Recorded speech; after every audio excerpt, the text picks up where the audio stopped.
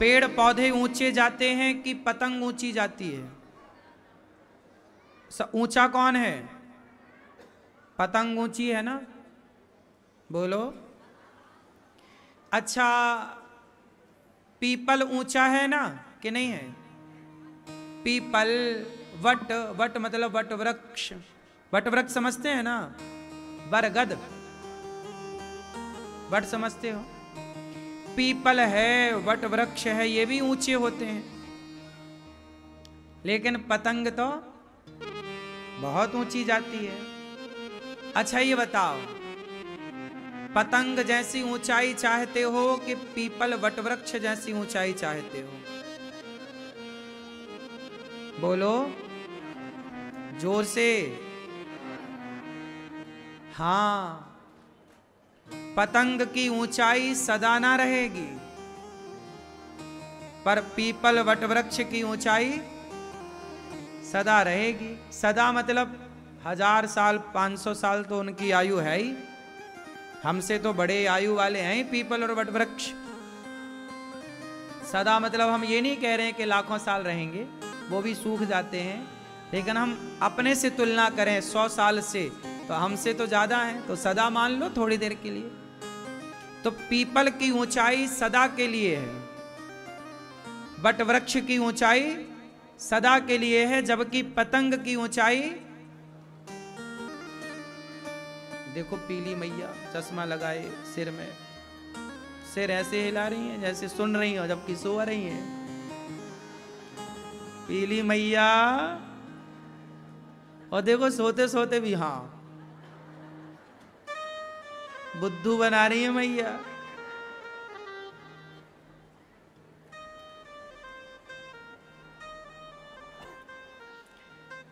ऊंचाई कैसी होनी चाहिए?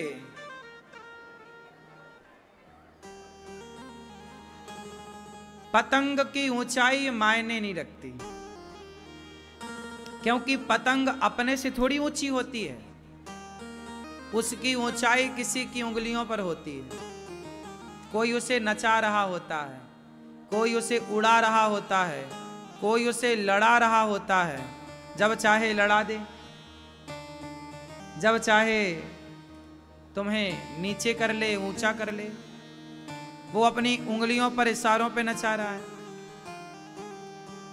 लेकिन जो पीपल है, वटवृक्ष है, पेड़ ना जितना ऊपर उठा है उतने नीचे गड़ा है, उतने नीचे गड़ा है। जो जितने नीचे गड़ता है ना मेरी माँ, वही उतने ऊंचे उठता है। इसलिए ऊपर उठने के लिए नीचे गड़ना पड़ता है, अपने काम को तरीके से करना पड़ता है। गड़ना मतलब अपने को खपाना पड़ता है, डुबाना पड़ता है काम में। जो सफल हैं उनकी सफलता की ऊंचाइयां दिख रही हैं, लेकिन उनकी जो मेहनत, जो गड़े, वो अपनी काम में गड़ गए। मैं अपना काम इतने बेहतर तरीके से करूं, मैं अपना काम बेहतर तरीके से कब कर सकता हूं? जब मैं अपने काम को प्यार करूंगा, गड़ूंगा। आजकल के लड़के क्या कहते, महाराज जी काम में मन नहीं लगता, तू तरक्की कर ही नहीं पाएगा, क्योंकि तुझे गड़ना नहीं आया। मेहनत, काम में मन नहीं लग रहा, ये तो तुमने गजब की बात कह दी। हमसे पूछो हम अपने काम को कितना प्यार करते हैं। हम कथा सुनाते हैं, ये दास अनिरुद्ध आपकी सेवा करता है, लेकिन देखो अभी इसके पहले परसों तक एक ही दिन में 2 कथाएं थी, सुबह 10 से 1 तक ददरुआ धाम में और दूसरी 3 से 6 बजे तक ग्वालियर में। 50 किलोमीटर आना, 1 घंटा आना, 1 घंटा जाना, 3 घंटे कथा कहना, फिर 3 घंटे कथा कहना, और शाम को 1 घंटा प्रश्नोत्तरी करना। क्यों हमने किया ये सब काम? प्रश्नोत्तरी का तो हमें कोई पैसा भी नहीं देता, फिर भी हम करते हैं। क्यों?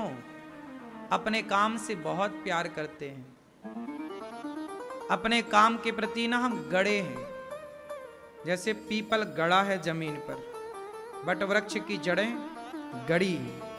जो आदमी, अब देखो परसों ही आए हम, वहां से चले तो हम सवेरे 5:30 बजे पहुंचे।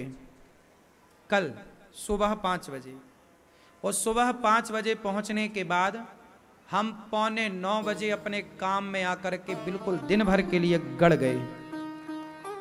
ऐसा नहीं कि हम लेट आए हैं तो चलो आज सोते हैं, संडे मनाते, नहीं, हमारा कोई संडे भी नहीं होता। 5:30 बजे आए, पूरी रात रास्ते में थे, सोए नहीं। गाड़ी में बैठे बैठे आदमी एक आध झपकी लिए हों तो अलग विषय है, एक आध घंटे सोए हों तो अलग विषय है।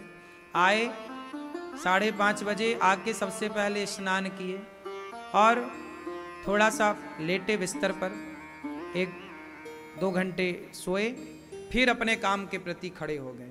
फिर दिन भर काम, जैसा रोज का शेड्यूल वैसे काम, और आज फिर आपके बीच में कथा सुनाने लग गए। आप लोग काम करते हैं 6 दिन, तो सरकार भी आपको संडे की छुट्टी देती है कि भाई एक दिन रेस्ट करो।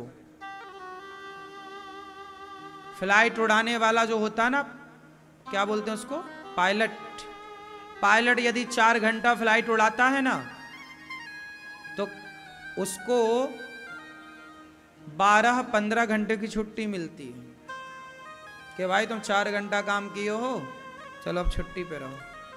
पेमेंट पूरी मिलती है उसको, लेकिन छुट्टी पे है, उसको रेस्ट करना है।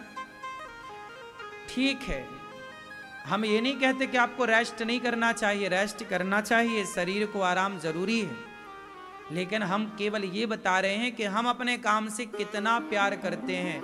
हम चाहें तो आराम भी करें, कौन रोकने वाला है, लेकिन नहीं, हमने आराम से पहले अपने काम को महत्व दिया।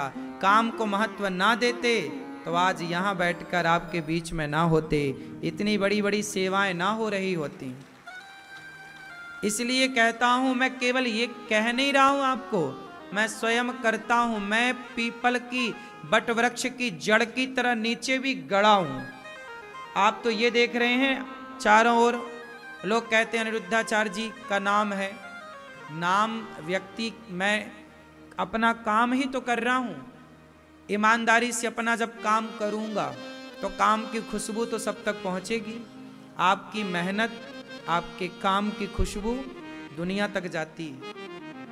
आप अपना नाम फैलाने के चक्कर में ना रहें, आप गड़े अपने काम के प्रति, खुशबू तो अपने आप चली ही जाएगी। समाज में जिन जिन का नाम हुआ है, अच्छा, नाम कमा लेना भी बड़ी बात नहीं है। लोगों का रातों रात नाम हो जाता है, वायरल हो जाएं, लेकिन उस नाम को बनाए रखना सदा के लिए, उसके लिए आपको क्या करना पड़ेगा, गढ़ना पड़ेगा। क्या करना पड़ेगा, गढ़ना पड़ेगा। जैसे अडानी है, अंबानी है, बिल गेट्स है, ये लोग क्या करते हैं, ये अपने काम के प्रति इतने सजग होते हैं कि एक चीज बाजार में इन्होंने लॉन्च कर दी तो दूसरे काम पे फिर लग जाते हैं। जैसे उदाहरण के तौर पर आप आईफोन को देखो, मोबाइल को, मोबाइल लॉन्च होता है ना, आईफोन वो लॉन्च होता है, उसमें एक नई टेक्नोलॉजी आती है, नया फंक्शन आता है, नया सिस्टम आता है। लेकिन वो नया फंक्शन, नया सिस्टम लाने के लिए क्या करते हैं, आज लॉन्च किया और दूसरे दिन से अगले वर्ष की लॉन्चिंग की तैयारी में लग जाते हैं कि अगले वर्ष हम क्या अपडेट कर सकते हैं। यदि वो नहीं लगे तो वो मार्केट में पीछे हो जाए, कंपटीशन इतना है।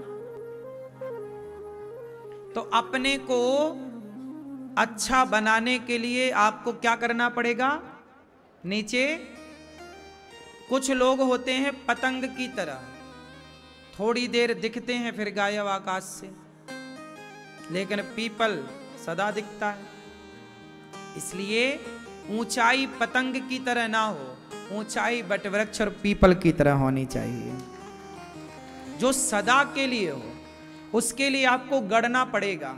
क्या करना पड़ेगा, अपने काम से प्यार करना पड़ेगा, अपने काम को बेहतर बनाना पड़ेगा, अपने काम के प्रति ईमानदार होना पड़ेगा।